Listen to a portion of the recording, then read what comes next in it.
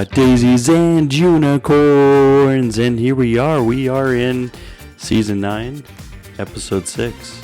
6 is the episode. 6 is the episode, everybody. Welcome everyone. It is 6, right? Yeah, totally 6. Yeah. 2 episodes ago was 4, which, I mean, I continue to not like the number 4, just for the record. Yeah. But yeah, and it's true. It's true. Yeah. And 5, Threes? we didn't even bring up that 5 was my favorite number again, but everybody knows this because we had our season of numbers. Right. Which was season 8. Right.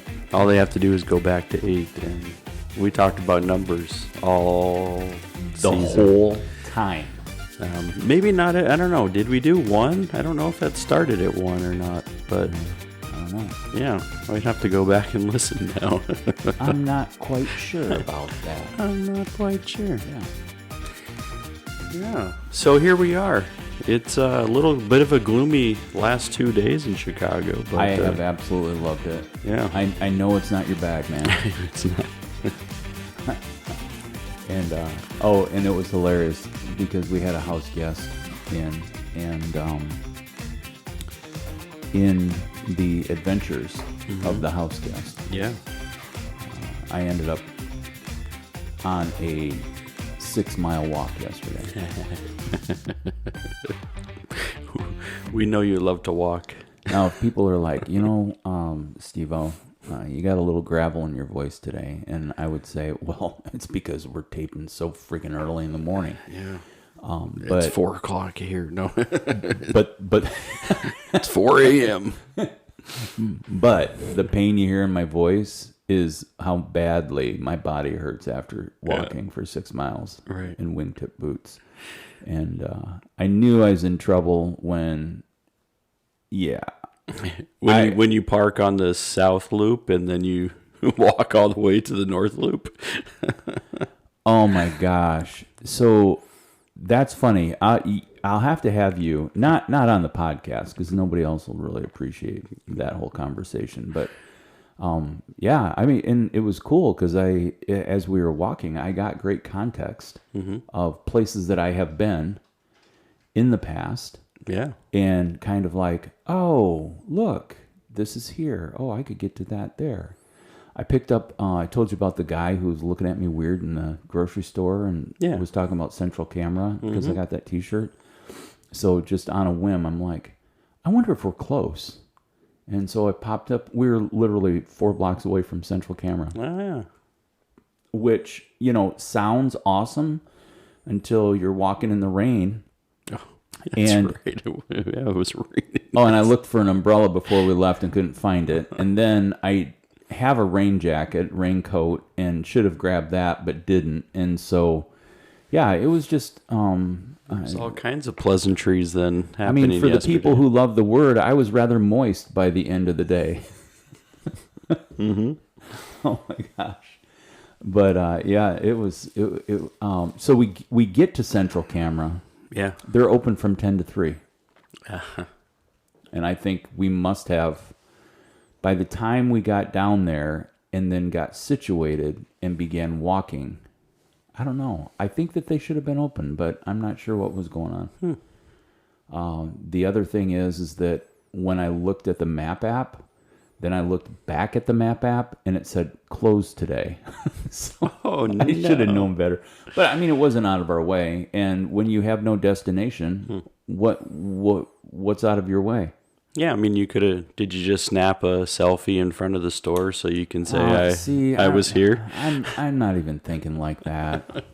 I'm pretty sure my last Instagram post was 2 years ago at Hinterland, or maybe 3.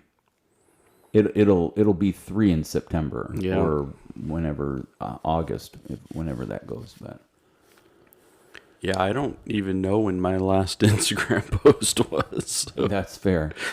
That's fair.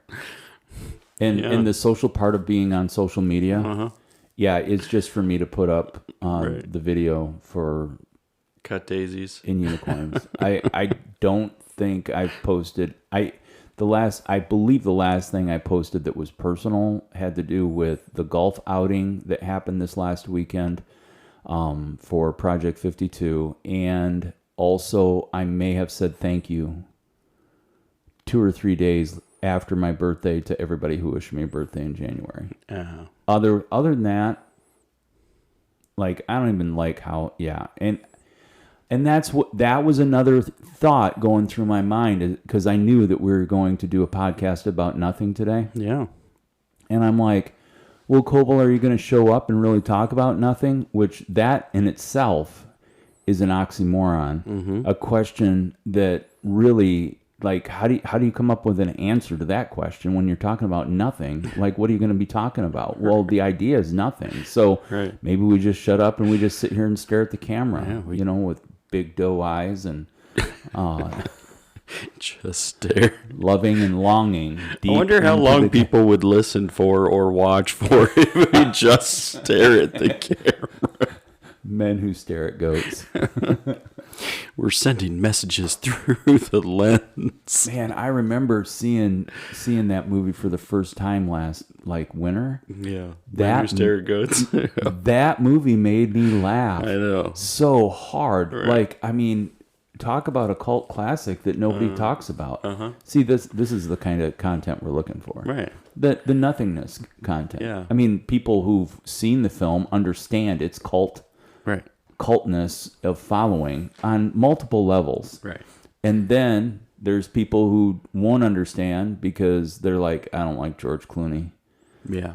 I mean, pretty much he's the godfather of Hollywood right now. Yeah. Or has been. Yeah. So I was listening to a podcast. I know we're not talking about anything really, but to go back to the conspiracy theory, we're not talking about conspiracy. So if you're here and you're like, oh my gosh, I've heard so much about conspiracy theories. Yeah. Here's Steve's wine voice. I don't want any more. Mm-hmm. All right. Well, then we'll take a break for a bit. Yeah. Don't worry. Turn this off. A break. Yeah. Just off. Hit off or hit forward. Go forward, scroll forward in the podcast, and then you can get past this. Unless you're really... So, the Illuminati. I found a podcast talking about the Illuminati. Yeah. Yeah, these 3 guys. Now, this is interesting because it's just us 2. Right. But these 3 guys do a podcast, and it's pretty funny. But it reminds me of us. And I think we're funny. So, like, it's kind of like apple and tree, right? I mean, like, of course I would think it's funny because that's the kind of funny stuff, like...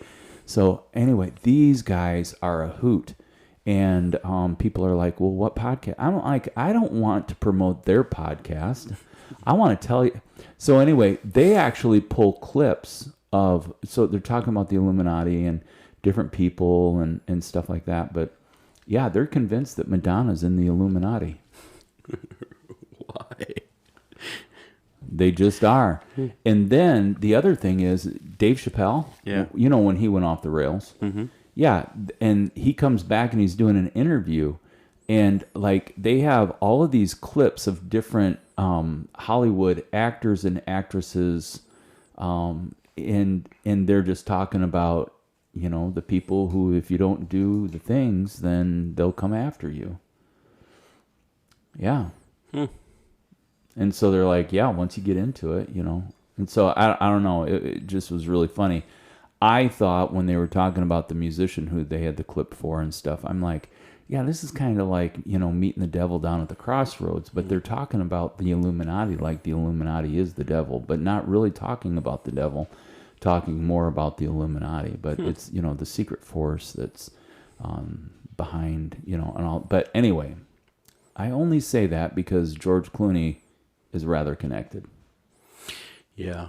And when you bring up, Men Who Stare at Goats, I would say if people are familiar with the kind of comedy that Men Who Stare at Goats, it's very, and it brings me back to like, Oh Brother, Where Art Thou? Like if you found that one funny, you probably also will find Men Who Stare at Goats funny. It's a little bit of a darker, drier comedy. That's the part. And I think with that, then you're also like, and that there's a lot of things that we connect with in that. Yeah. So I might have to watch that this weekend again, just because. Yeah, it just. Oh, brother, where art thou? Well, no, and Or when Men you Who said Stare at it's like, Goats. "Oh, brother, where art thou?" "Oh, brother, where art thou?" Like, I don't even see it as funny. Like to me, whether it was meant to be a comedy or not, I just love the music tracks and that whole thing. And yeah, I mean, I think in that it's like a movie that's cartoon-esque. Yeah. And those characters, you have to suspend your reality. I mean, in a major way, and to dive into that. Oh, yeah.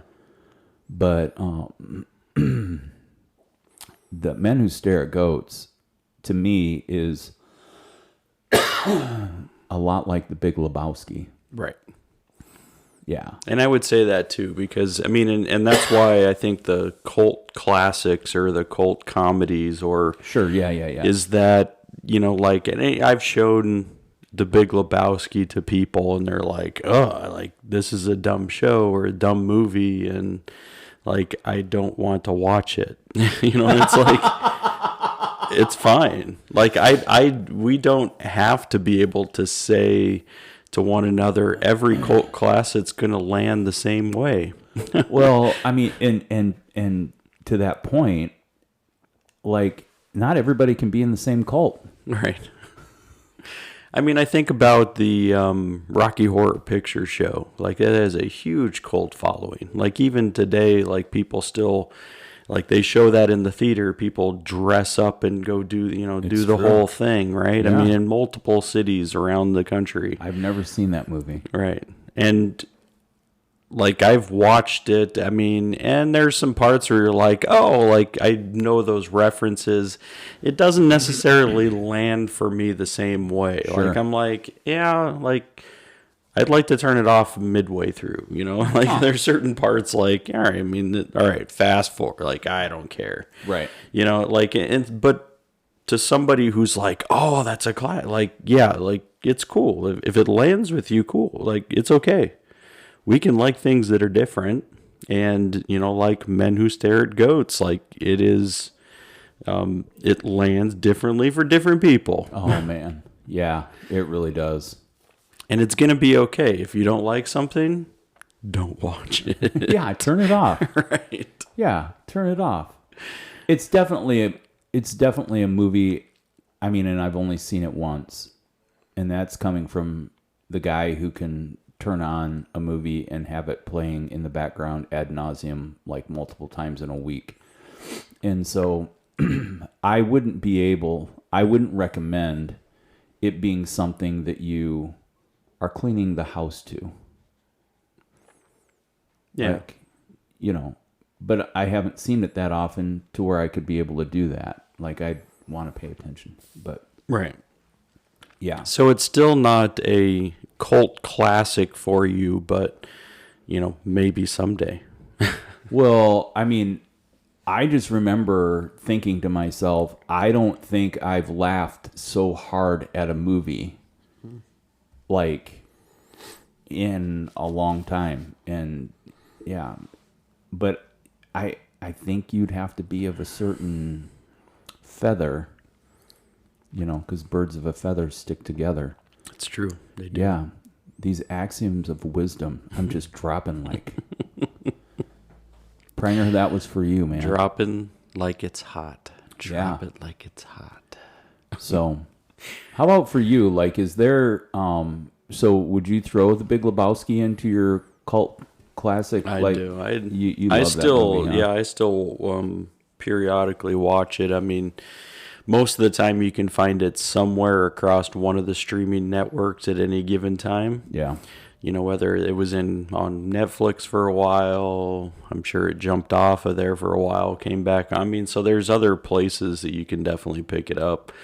I may have the DVD somewhere, but I don't even know. I don't display my DVDs as much because I'm mainly streaming. So, Right. yeah. Yeah. So, yeah, I would say I like it. And it was like, I showed somebody the movie ones are like, this is dumb, like, this is dumb. Like, okay, like, it's cool, you don't have to like it. Yeah. But you also can't say like, I mean, like, you can't just dismiss something because you don't like it, right? Wow. So, Yeah, like, so right. if I'm gonna be like, I don't like ABBA, whatever these 70s The music group. right? I don't like them. Do I dismiss it and say therefore nobody can like them? No. No. Like, you can like them. I just don't. So you're I not. don't like disco. I don't like. I mean, I'm not trying to dismiss an entire like genre of music. For the sake of saying nobody should like. I'm just saying I don't like it. Doesn't connect with me. It's not my jam. You don't recommend people take their vinyl and their CDs of ABBA and burn them. Right. That's not your go-to. No, but I would say like if it's on and I'm in control of the radio, I'm going to flip it to something else. Ah. Like, I don't want to listen to it. Like, it doesn't connect with me. So you actually change the dial when they Oh, come yeah. on. Oh, yeah. Yeah. Yeah, vehemently opposed. Yeah. So, I mean, but that's the same thing. I mean, so when it comes to somebody saying they like a cult classic, of one of these pieces of crime, I mean, and there's been a ton of them. There's a ton of, I mean, it's why they call them cult classics. Yeah. There are groups of people who flock to watch this. Like Napoleon Dynamite. Right. I mean, you could say, yeah. I mean, for some people, Right. it's a cult classic. Yeah. Yeah. Because it's something that they're going to go back to frequently in order to watch it and quote the lines, right? Right. I mean, so it's the same, it's kind of piece. So if somebody's like, well, that's a dumb movie, nobody should watch it. That's a declaration of something that you probably shouldn't. You can say, I don't like the movie. I think it's dumb. Cool. Right. You can say that if you like to, but you can't dismiss. Some people, like annually or maybe every month, might watch Dumb and Dumber. There you go. I mean, again, another comedy cult classic where, like, if you get it and it gets you, you're watching that thing a lot. Sure. Yeah, I never did. But that's the flip part. While everybody else was all just going, batty over Napoleon Dynamite and how hilarious it was. For me, it's Nacho Libre. Jack Black in that movie cracks me up. Mm-hmm. And I don't think I would have watched it except like in and around at the same time. He did School of Rock. Right. And I don't know. I think School of Rock because of the music and all the stuff going on and then that movie comes out and then all of a sudden people are like, oh, that could catch on. And then they make the real franchise, right. School of Rock. Mm-hmm. Yeah. Yeah. So I'm thinking, I mean, that's where, I'm trying to think of other like cult classics across the board that are, things that people would pick up on. I mean, what's the most popular cult classics? I don't know. I mean, I guess. Yeah, I mean, if we took time, we could maybe Google that.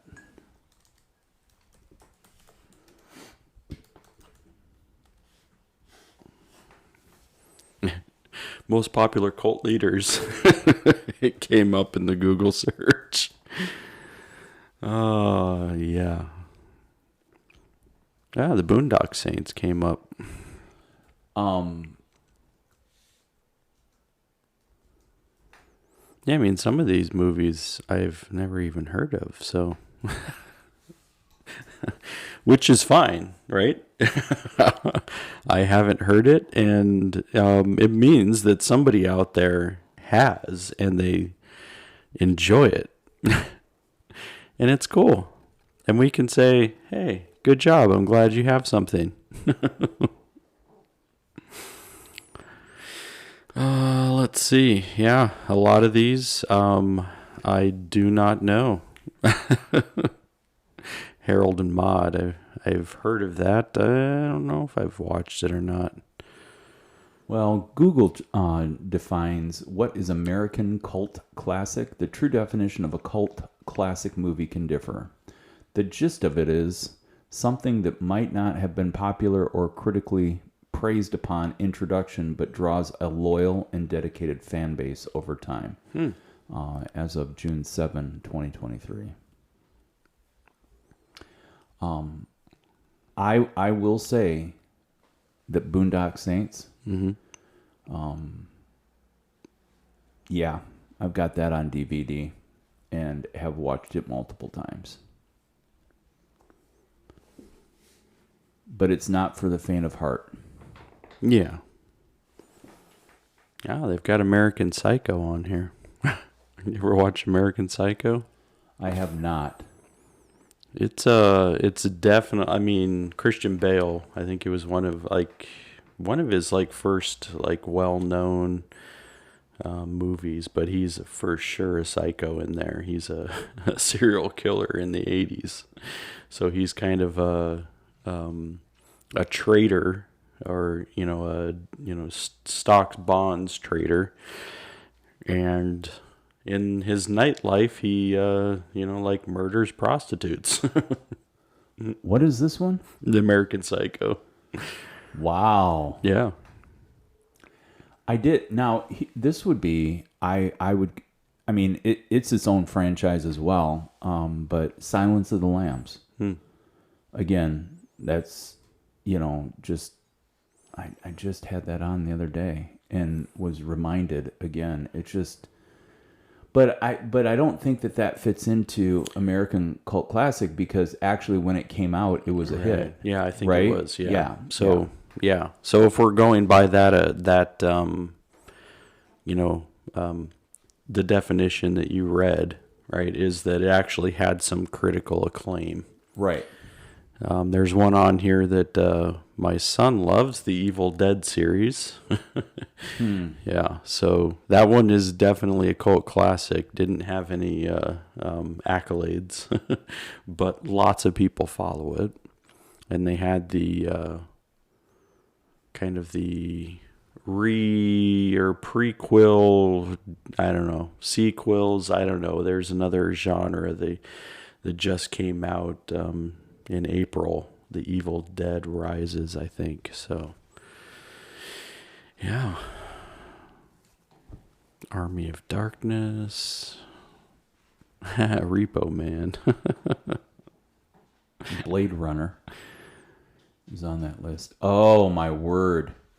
Number 18 on this list is Donnie Darko. Donnie Darko. That one, I would have to agree, is if you get it, you get it. And if you don't, you don't. And I did not. But it didn't land with me either. Had people in my life who, wow. They have Reservoir Dogs on here, so.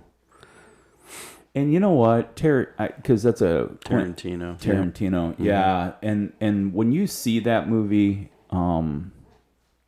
you would understand why people really didn't get it the first time. Yeah. Texas Chainsaw Massacre. Now, I mean, back in 1974. Dazed and Confused. They got Monty Python and the Holy Grail on here. I guess that is. Spinal Tap. Did you ever watch Spinal Tap? I did not. That one's apparently a cult classic. It has, it's kind of a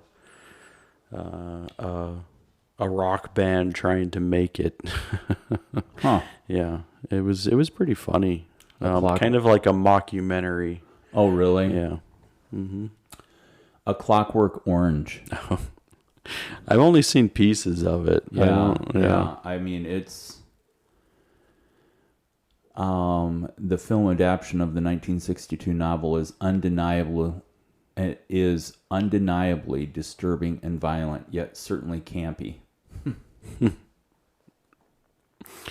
Yeah, this list has The Big Lebowski being number one. Fight Club. Did you say Fight Club?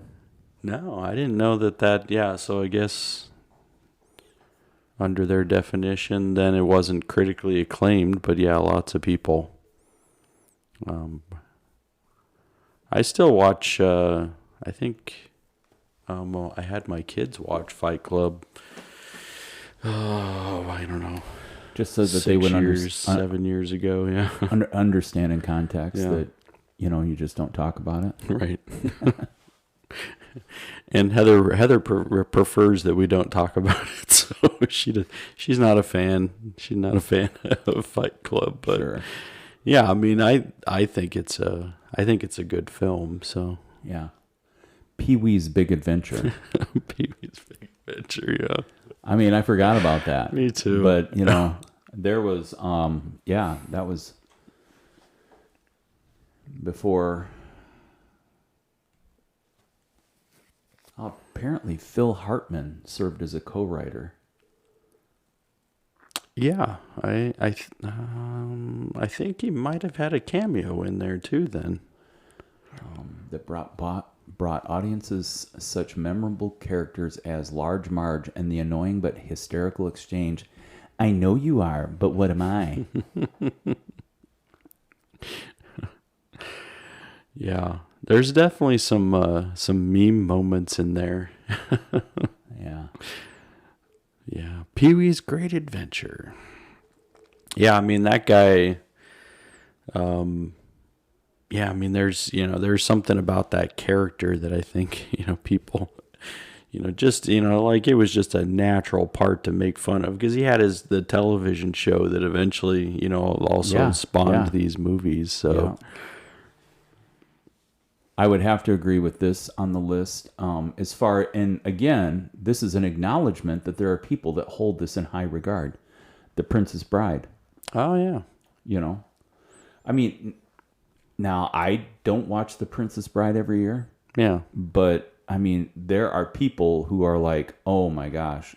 But again, it's that for that movie is seriously funny, and I say that without apology. I mean, like there's a serious part of it, Yeah. with some really cool themes and threads, and then there's, but it's very cartoonesque as well. I mean, like people, you have to suspend your reality to get into that. Yeah.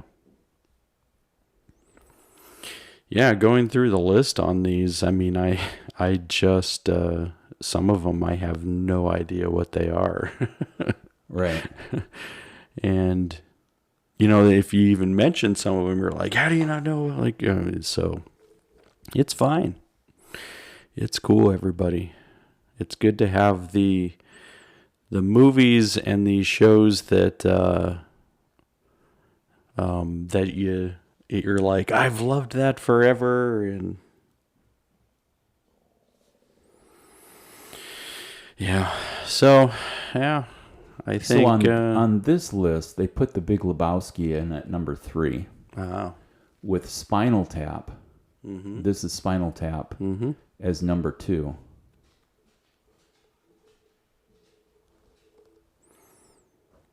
Yep, this one definitely they have Napoleon Dynamite on this one, so. And they do. They put the Rocky Horror Picture Show as the number 1. Yeah, which to me, I think that's what comes to mind for me, like Rocky Horror Picture Show, because I think it had set some records as far as still being played in the theater. And I think they tried to do that as a long running, like it was the longest running, theater movie or something, because they would show it constantly, across the United States. Yeah. It is true. Yeah, Memento. Did you ever see Memento? I did. That thing kind of broke my head. Just like the amount of you're like where wait, is this going back? Is it's like all going forward in reverse. I don't know. Like it's crazy. Oh yeah. Yeah, just that's yeah. They got Showgirls on here. Yeah. Did you ever watch Showgirls? Nope.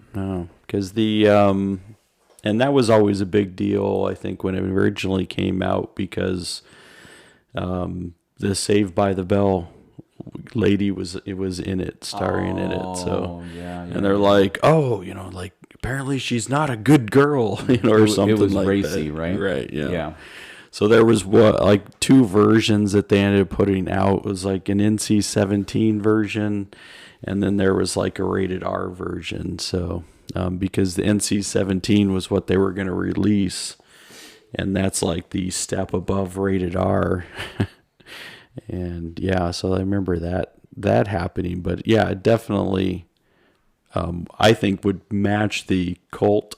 I don't know if maybe not, because I don't know how many people are like, oh, Showgirls, let's watch it all. Like I don't know. So that part I can understand. I mean, definitely didn't match critical acclaim. It was not a piece of work. Yeah. Yeah, so more Nothingness. We've got cult classics, movies that we have explored. Well, how about like yeah. Do you have anything like as move from cult classics to go-tos? What are your go-tos? Yeah, it all depends on the mood, I think. I agree. Yeah. Humanity is a moody species. Right. Yeah. So as the mood swings. Yeah, so I mean, sometimes if I definitely want to laugh, sometimes I'll go like old school. Okay. Like with Will Ferrell. That one's a good go-to. Anchorman. Step Brothers. Yeah. That, yeah. I mean, of course, there's my Step Brothers class. So, a different house guest was wanting a funny movie, and I know this is going to shock everyone, but I'm not really into comedies a lot. Like, I find things comical. Yeah. But like comedies aren't my go-to. Yeah. And so in the back of my mind from a conversation with Micah, he had mentioned that Step Brothers was one of his top 2 quotable movies. Mm-hmm. And I put on Step Brothers. Well, I'm telling Micah, yeah, I put on Step Brothers from Phoebe, and he's like, oh, that's racy. Can be. and she just quickly came to the table in that conversation and was like, oh yeah, I couldn't believe that he put that one on for me. I'm like, I'm just taking recommendations here. I had seen it once, like right. Probably with you, maybe 5 or 6 years ago. I mean, is when that was, Oh my gosh. Yeah, I mean, it's, yeah, and that's part where you're like, how do you know your audience? Like, I mean, I think that we may have tried to show, like, Step Brothers to, like my mother-in-law and father-in-law. Like, it doesn't land there well. Yeah. I mean, we remember showing them first, like, just the, like, Christmas Vacation, like National Lampoon's Christmas Vacation. Sure. They loved that, right? Not racy. No. Chevy Chase. Right. Yeah. And that's the thing is like there's some nostalgia too. Like, I was going through and trying to pick out stuff. Yeah. So yeah, I mean, seasonally, you look at,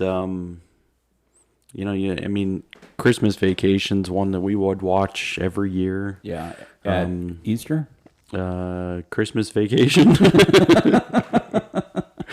I think it usually would start around Thanksgiving. There you go. Right. Getting in the spirit, getting in the mood. So that one makes a regular yearly or annual view. Elf now. All right. Also Will Ferrell. Yeah. That's become a classic now. And then you also, Heather is one of her favorite movies is It's a Wonderful Life, even though it's a Christmas. It's still one of her favorite movies. So that can Jimmy Stewart. That can get played at any time of the year. It could. I think it still only makes a Christmas appearance, but I see. Around the Christmas season. But I think those would be like the between Thanksgiving and Christmas movies that are staples. But yeah, I mean, I don't. There's. I'm thinking about other like seasonal pictures that we would watch, and I don't know if there's ones that we would pick out for like, oh well, here's one for Easter. I don't know if we have like an Easter season movie watch list. Yeah. Tyson and I watch Die Hard at Christmas time too. Yep, so yeah, that recommendation sent us down the track where then one Christmas season, instead of going through all of the Christmas movies, we were determined to watch all of the Die Hard movies. yeah. Wow, that took some. Yeah, that's quite an exploration. That was a commitment. Yeah, because I like one. I like, is it 3 or 4? Which one was Samuel L. Jackson? I think it's 3, but Yeah. I liked that one. And then I mean, there was the Live Free, Die Hard one, and I'm like, eh. Yeah, I think might be the very last one. Yeah. I'm not sure. But anyway, so there you go, folks. Right. I mean, things that, like, I know Bodyguard, Whitney Houston and Kevin Costner. Yeah.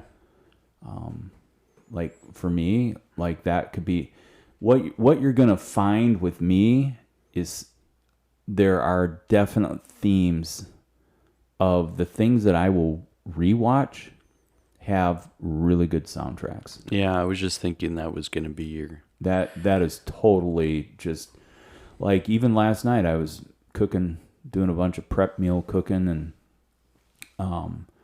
and I just was like, oh man, we got a decent speaker on the TV, so I just dropped in the Sapphires again, and I was just going to bring that up, the Sapphires. yeah, I mean, and so I dropped that in, and then pretty soon Amy's hollering down the stairs, you got to turn that down. Well, I mean, you go, from having the music at the right volume that you can hear it, and then all of a sudden you're in a war scene and helicopters are flying and guns are shooting. I mean, and why they can't just create an overall even keeledness to, I'm always flipping the volume up and down, up and down, up and down. And so, yeah. Yeah. I think there might be some settings on TVs now that you can try to, like, you can set it where it'll be like, because you're trying to... It would always, like, right. when it would come to do ads, it would bring it down. Yeah, that's cool, except it doesn't work with my sound bar. Yeah. So, the smart TV is smart enough to do it, except for the stuff that, even though it lets you use auxiliary equipment, yeah. Right. Oh boy, yes. So, good soundtracks, and there's lots of movies with good soundtracks. Oh man, Good Morning Vietnam with Robin Williams. I mean, I don't watch that movie a bunch, but yeah, any of that. And typically, I used to listen to the Forrest Gump soundtrack. I think it has a good soundtrack. Yeah, we just watched Forrest Gump last week or 2 Oh, weeks did ago. you? Oh, yeah. I don't know if I've seen the movie in a while, but I mean, I remember still having the CD. I think it was a double disc of the soundtrack. So. Oh, yeah. That's got a great soundtrack. Yeah. Yeah. No, Jenny. Jenny? Yeah, is Robin Wright. I just really, man, I wish she would do more stuff. Yeah. That movie Land that she's in. You I told just me about that one. I still haven't watched it. just rewatched that again. But yeah, just the spectacle of the wilderness and the shots and the scenes and stuff is just very beautiful, very well done. Mm-hmm. And yeah, story of a woman working through internal redemption and great suffering and loss. Yeah, it's a good one. You stay away from movie theaters though, right? Well, I mean, I just don't. Okay, here's how this boils down. It has nothing to do with people. Mm-hmm. It's not because other people are there. Yeah.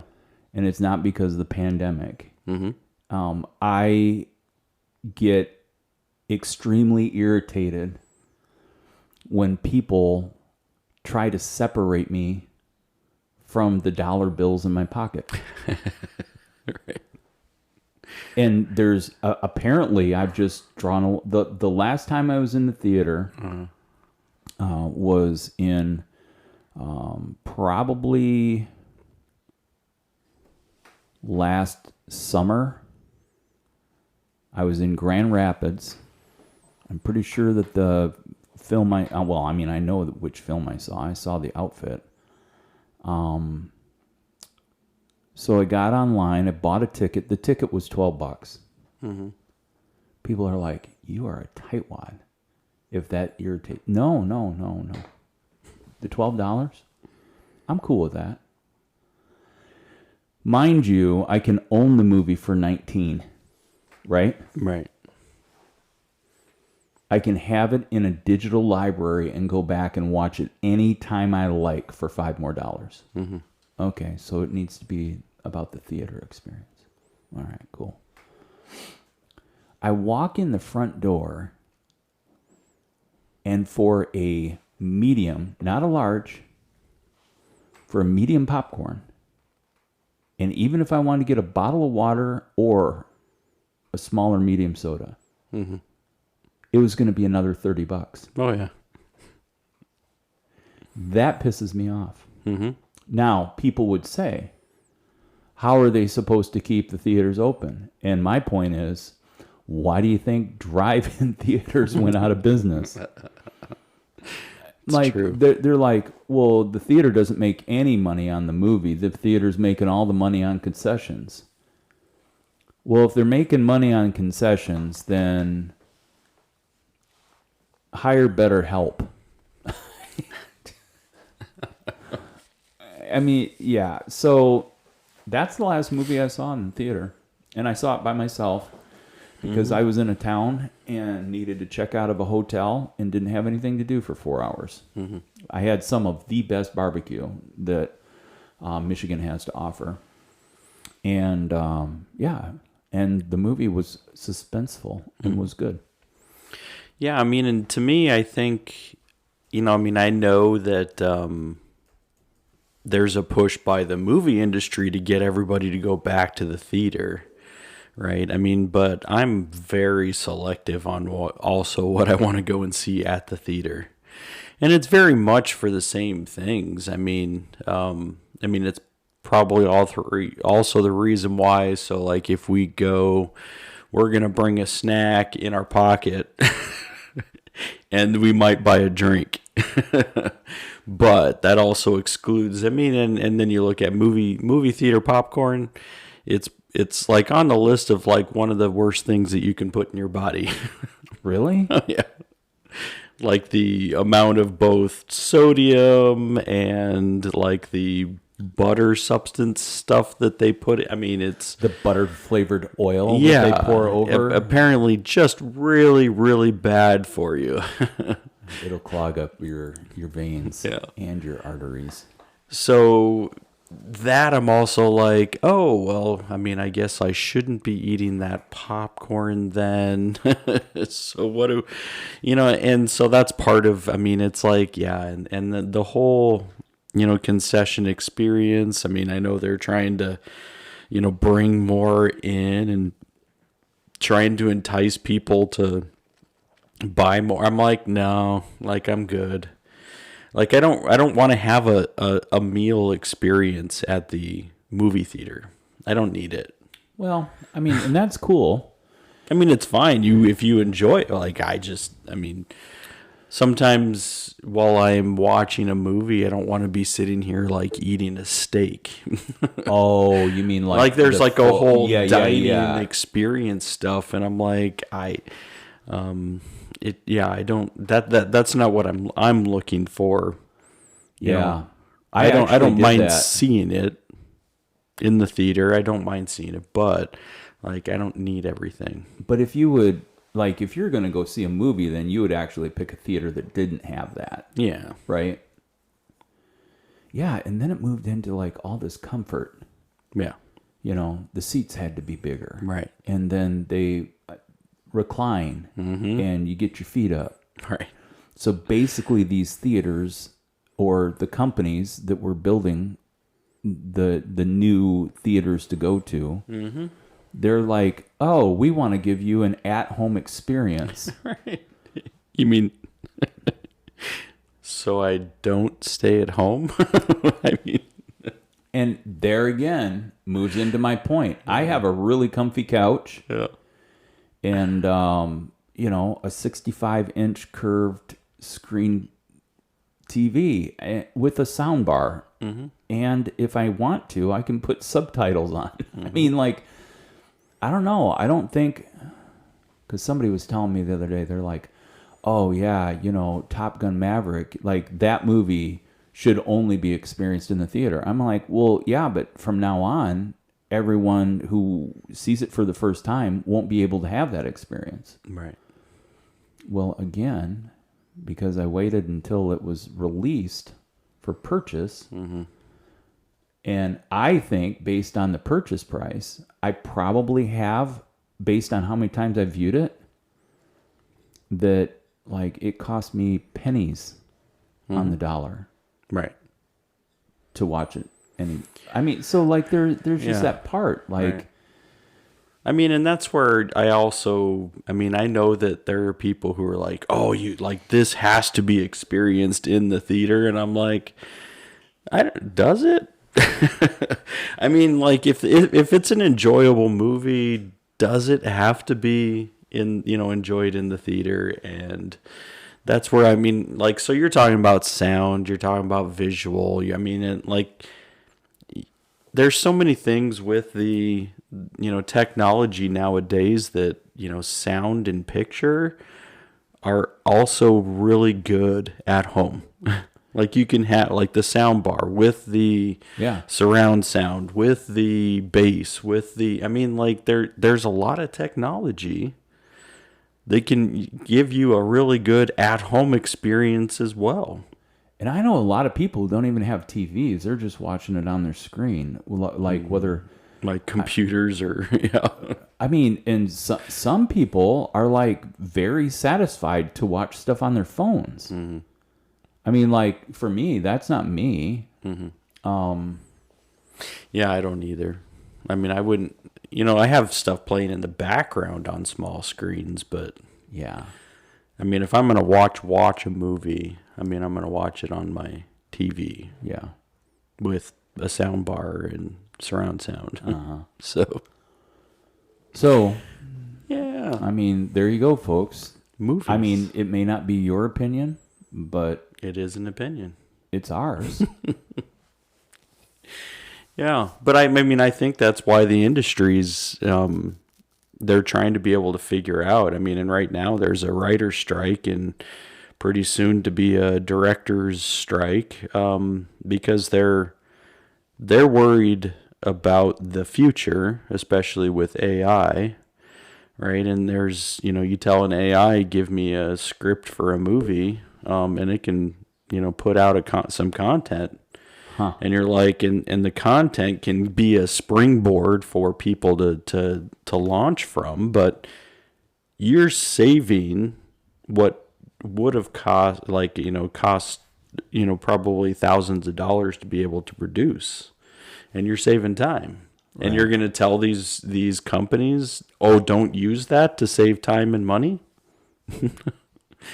And so then the writers are worried, and now, the directors will be worried. And I mean, it's causing quite a riff in the industry right now. Ripples of the riff. Right. Yeah. And I don't know how they're going to come to a conclusion on it. Well, there's just going to be a bunch of pent up demand waiting for it, because if all these strikes are going, I mean, like anything being published and out Right. is getting pushed back every day. Yeah, because apparently, if you're familiar with the Yellowstone universe, 1923 was supposed to be starting their second season like this week, shooting. And now nobody showed up. Why? Because they don't have writers. They don't. So writers are on strike, soon to be other portions of the, that are also going to be on strike. And so you can't produce any movies or television shows. Right.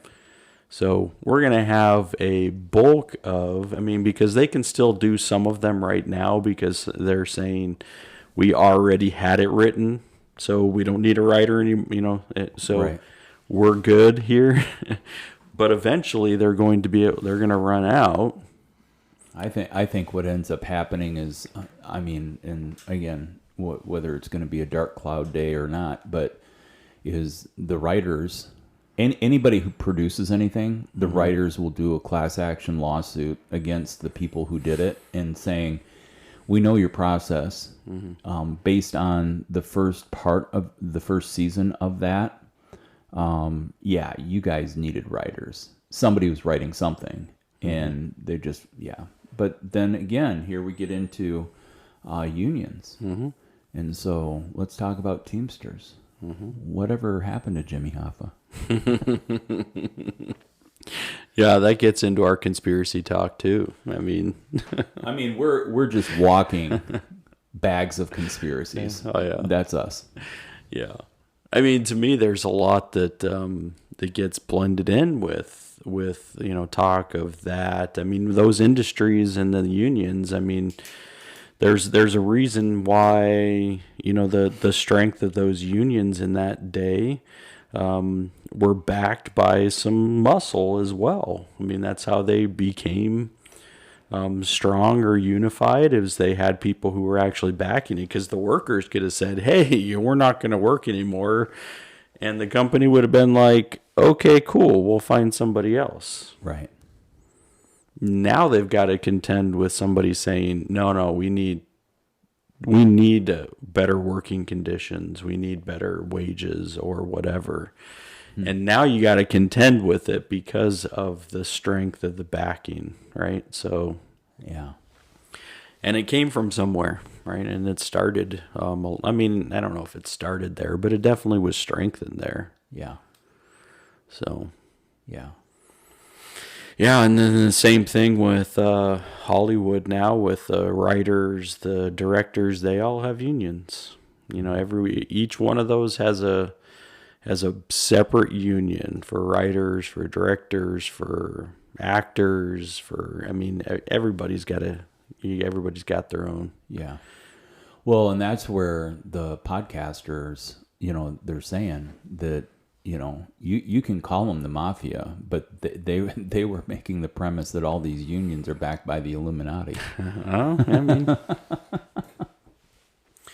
That would be fine. You can make probably some big connections there. There's people who know people, right? So you get somebody who's going to be the president of that union, that it's going to, they're going to need backing. So you got to have somebody powerful behind the backer, right? Or else they're not going to listen. They're going to say, oh, yeah, we're going to dismiss you. Yeah. And that's what I've seen. There are places where unions are not as strong because there's nobody backing them. And so then when they step up to the plate and start having some demands, they're like, they're laughing at them, saying, you've got nobody behind you. Yeah. And why would we listen to you? Because there's nobody behind you. Yeah, it's the same thing with, why, those businesses then, when there's talk of unionization, They're like, oh, let's figure out a way to squash this. So, I mean, Walmart, it comes up all the time. Walmart workers are trying to unify, and we've got to figure out a way to, get rid of it because we don't want to have union workers here. Starbucks. Yeah, that's a big one. Yeah, they definitely have, over the course trying to be able to unify the baristas and Starbucks also. Like, oh, it's a bad precedent to start having people be unionized. Yeah, so I think that, and there's some states that it works. Illinois is a big union state. We have lots of unions and strong unions. Yeah, and but other states, I mean, one that was familiar, Arizona, not a big union state. Yeah. I mean, they try to crush the any talk of unions. So I mean, yeah, it's a big portion of it that when you have people or muscle or backing that are like, all right, we're going to listen to you because we know that it's going to cost us. It's going to be a bottom line issue. So, yeah, talks of unions today too. Well, and that's the thing, because, unions aren't free. Right. When there is a conglomeration of people who are in a pool and unionized, then what is happening is people are paying out of their check their union dues. Right. So, do you see what's at the core of all this, folks? Come on, the union corns. Yeah. Unicorns. I tried to do it. You did it. The union corns. Right. So there's it's financials. Yep. And then when you think about it, I mean, I go back to my point of origin in Michigan, and which was, in Detroit was highly unionized because of the auto industry. Yeah. The history of the origin of labor unions dates back to the 18th century, with the Industrial Revolution in Europe. And the workers needed representation. Yeah. I mean, Peaky Blinders kind of brought in some of that concept too. I mean, they were also the muscle behind things as well. But I mean, and those, came from stories and understandings of history. So that would have been the backing too. Mm-hmm. The industrial era brings about that. Yeah. People who are working they just wanted more rights and they wanted fair labor, and you start talking about how many hours, and because the people, and so then you go back to that. It's no surprise that the old money was, what we consider old money today was the new money back then, and people were getting rich off the backs of laborers, and you didn't have to be of a certain nationality, race, or color to be a slave. You just born in a different family than the family who owned whatever institution that was making something, or the industrial part. Yeah, I mean, you think about the coal mines. I mean, the coal mining towns, they used to pay them in company, like company denomination bills, right? So here's your pay. It goes to the company store, right? So you're not even getting paid in dollars. You're getting paid in credits. Yep. And so what does that do for the mining company? It keeps all the money internal. Yeah. Like, so yes, we're going to pay you, but like we're really just keeping everything inside the company. Just use $1 an hour. So you work 12 hours, you get $12. Mm-hmm. Okay. Well, then you go to the company store, and then you find out that a dozen eggs, a small bag of oatmeal, and a gallon of milk. Well, it's all being purchased by the company store clerk, but because of the amount of people who are working there, they're getting discounts from the grocer. Yeah. And so then they put it in a retail price point. So not only is the boss making money from the work that's happening, but then they're also making a profit. But so the person who loses is the worker, Yeah. hands down. And there was no exchange. And so then they sell all the coal. All the money stays in the I mean, and then oh man, talk about dangerous working conditions being underground. Yeah. You would think that would be one of the first unionized, people was the coal miners, but it wasn't. I mean, I think a lot of it because they were, they didn't necessarily know, like, we're being paid for these conditions, and it's like, yeah, but if you look on, outside of that, like you should be paid a lot more for the amount of, like you're doing damage to your body by being in these caves, these underground, like you're digging for, coal, and it just the amount that they were able to take advantage of people. And I think that's the reason why unions became something bigger, is because they were taken advantage of. Yeah. For a long time, even in the auto industry before then, right? Same thing. Sure. That's why they unionized in the first place, because they were being taken advantage of. Well, and what I'd really like to know is, because this goes back a lot further than like our point of origin, but is like, I think that there were people who wanted to bring unions not only for the benefit of the people who are working, but for the benefit of, we're taking your money. So, all right. So I got it. Union affiliation by United States based on 2023. Yeah. The greatest percentage of union members to totally employed workers. Number one state in the union, Hawaii.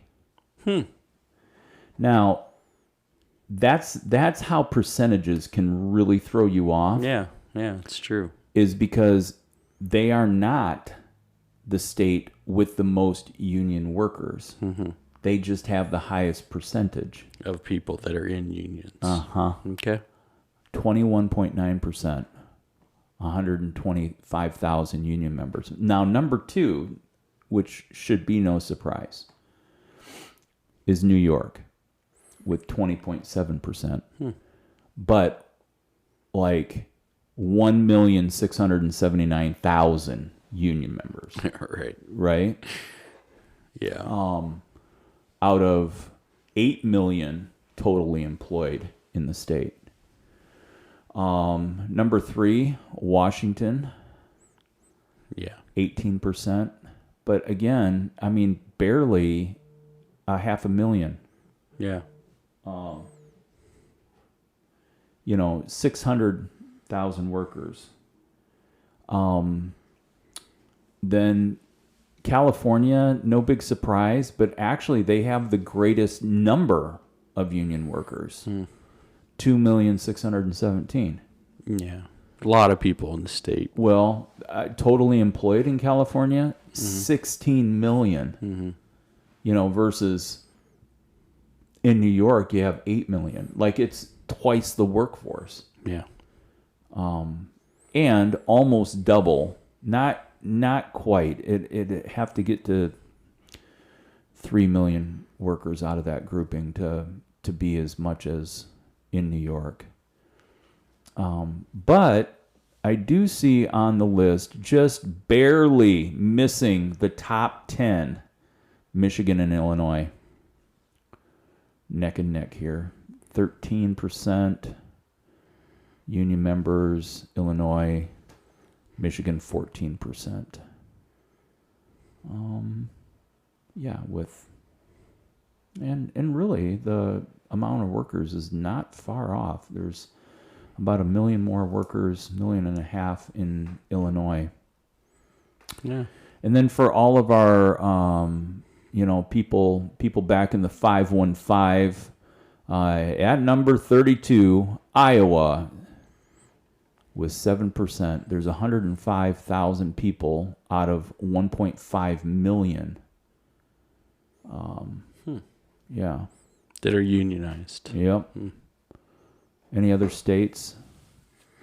To your point, Arizona made the bottom top 10 list.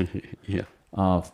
They're number 40 with 5.5%. 169,000 people out of 3 million in the state of Yeah. That doesn't surprise me. Yeah, the largest, like, I don't know, the flyover zone is like, I'm just looking at a map here. Yeah, truly, you're either you're on the coastal regions. Probably no surprise. I'm just taking a look at Texas. Texas is number 46. North and South Carolina have the lowest amount of union workers. They're like 49 and 50 or 50 and 51. Oh. South Dakota, number 49, 3.1%. I mean, like, and we're talking about 13,000 workers out of 500,000 workers. Are unionized. Wow. Yeah. But North Dakota's like very similar. They 10,000 more. There's not a lot of people living in the Dakotas. Like between North and South Dakota, that like as far as workers, they don't even like pop into like 1 million workers per in the state. District of Columbia. I don't know why that gets District of Columbia gets counted as a state. Apparently there for the sake of a territory. I don't know. That's weird. Yeah, it's listed under state. Well, so there you have it, folks. Percentages. It's fascinating. Yeah, I mean, I know that, to me, I think that as we talk about a need for unionization, and I think that we can call into question sometimes, the need, but I would say when you're looking at workers who are being subjugated to unfair practices, and they're trying to be able to say, hey, we'd like to figure out a better way of compensating. I think that a union can be necessary to be able to fight for that. Yeah. So we talk about like the need for, and I know that people on the other side are, that hate unions and they're saying they're too political, and a lot of times they are. I mean, they tell you, at the union meetings, hey, this is who we're voting for, right? So they want to swing their union workers towards a different direction. They're trying to, so because it's political, you already know that it's bound to be also controversial. Oh, I thought you were going to say corrupt. Well, you can find corrupt there too, because chances are the heads of the unions are also getting some kind of and this is where the corruption has been, is like they get kickbacks in order to so you want us to tell the workers that they're not going to get any more wages, or whatever. That's cool. We'll do that if you can give us something, right? Give us a beach house, per union head, and then we're going to go back and tell them, hey, we're going to be good, and there has been those corrupt things about it. Sure. So I mean, I get this side too, is like there's been corruption there. And so we also want to fight against corruption. Yes, but we're also trying to fight for people. Well, and so the four main things that unions go for, like the argument for union, is decent raises, affordable health care, job security, and stable schedule. Mm-hmm. Okay, so there's that. Then the disadvantages of union, the number one thing, which we just out of pure common sense came to, is that unions do not provide representation for free. Unions are not free. Yeah. Unions may pit workers against companies. Mm-hmm. And then union decisions may not always align with the individual worker's wishes. Right. Because when they move to do something, they do it as a block, not as an individual. Mm-hmm. Unions can discourage individuality, and unions can cause businesses to have increased prices. Well, because if you're paying them more, that means you've got to charge more for the goods or services. Right, yeah. Right.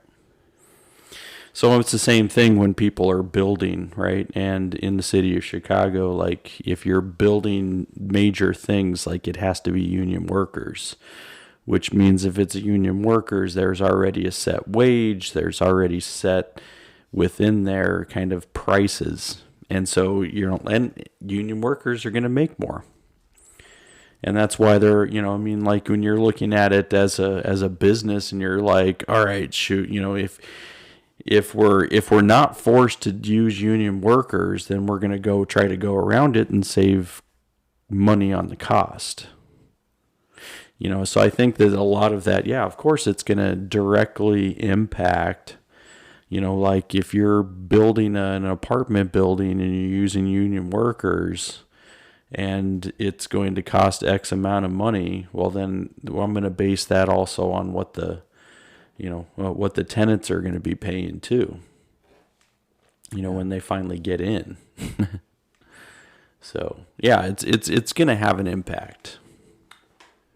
Yeah. And just as a point of reference, I know that when I was doing the inspection on our home and having the gentleman come in and inspect, and he's a big, like, drawing up plans engineer kind of guy, and he was saying right now in Chicagoland that, like, the plumbers union, empty. Like, they can't get people to get into plumbing, like, so the people who are the journeymen in plumbing. Yeah. And so I asked Google, hey, how much is a Chicago journeyman plumber? The hourly pay rate is $112 currently, to up to $130. But here's how that translates. Then it's like, what does a plumber in Chicago make per year? Between $57,000 and $75,000. Well, that doesn't calculate. It doesn't match. That's the point of disparity of what it's cost. Yeah, so what it's costing the worker, then also having to pay the wages for the union, right? The union dues, the union wages, and how that's going to translate. I mean, so it's not always, or if it's the company that they're working for, right? Because if they're making between $112 and $130 an hour, this is the reason why you say, hey, I'm going to have a plumber come in and change a flange in the whatever, right? Well, if you knew how to do it, you'd not only be saving not just the 100 and whatever an hour for the service charge, but they're also going to upcharge the the product pieces for it. I mean, so there's all kinds of reasons why you want to be able to steer clear of that. Well, and if the individual plumber was able to make the $113 or $14 an hour, their income would be $235,000 a year.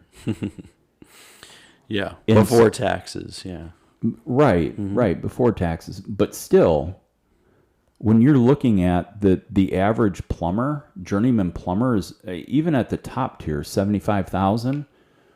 Where are all the wages going? Right. Mm-hmm.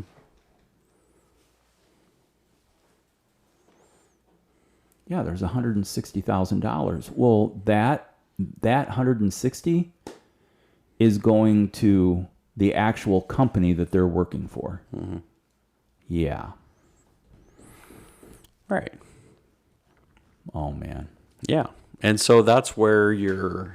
I mean, and those are union people, right? I mean, that's based on union wages. Right. Yeah. So you're looking at companies still using union plumbers and still taking way more than half of what the hourly rate is. Yeah. Yeah. Well, fighting Phil? the man. We've in our successfully talked about nothing. Yeah, I think so. I mean, American cult classic movies, to our go-tos, Right. to unionization of cut daisies and unicorns. Right. Yeah, we're going to be union podcasters. Actually, I'm on strike. We're currently on strike. We are the unicorns. While the writers, obviously, no one writes for us, so we don't have to depend on them. Yeah, and we're our own directors. We are, and we also oversee the production and the output. So I think we're covered. We don't have to worry about any lawsuits today. Yeah. All right. Cool. No lawsuits. Hey, so how do you feel about unions? Do you land on the side where unions are evil, or do you land on the side where unions are just understandably needed? And based on your answer to that, we'd love to hear your thoughts on just how it all comes together. Yeah, because I'd always ask the question why to either side, right? So if you're a champion of why, yep. If you are, unions are evil, why? Yeah. And yeah. Yeah, if you're against, the unionization of whatever it is that you're, doing, it just would be interesting to hear the perspective. I've heard both sides of it, and actually within family, have understood that some people feel very strongly. I just always, and maybe it was Hollywood that made me to take this in. I just always heard that unions were full of corruption and union bosses and people making people do things against their will and taking their money and keeping the little man little. But right. Then on the flip side, when you look at what transpired in the mid 1800s in regards to industrialization and what was going on with workers. Then there's another part where, it was probably good to be on the side of the mafia. Mm-hmm. I guess there was an appropriate time to bring in that. So, if you've ever wondered about when the proper time to be on the side of the mafia was, it's now past. Just so you know, we're past that. Okay. All right. Oh boy. All right. Oh boy. Boy. We're going to wrap up the nothingness of today. Yeah. Hope you have a great weekend. You know what? We're rounding the corner as you move into. Can you believe? Now, I'm saying this on June 14th, but I feel like the month is almost over. I know. Ugh. Oh, there's so much always happening. And you're always like, what? I'm watching the particles of the universe fly by my head. Right. At the speed of moleculism. Moleculism. That's a good word. Moleculism. Right. So let's slow down this molecization of molecules of mass particleization. And in the words of Pee Wee Herman, I know you are, but what am I? Bum ba da ba dum bum bum. Bum ba da ba dum bum. Bum ba da ba dum bum bum. Tequila. We'll end there, and you can go on and keep singing. Peace.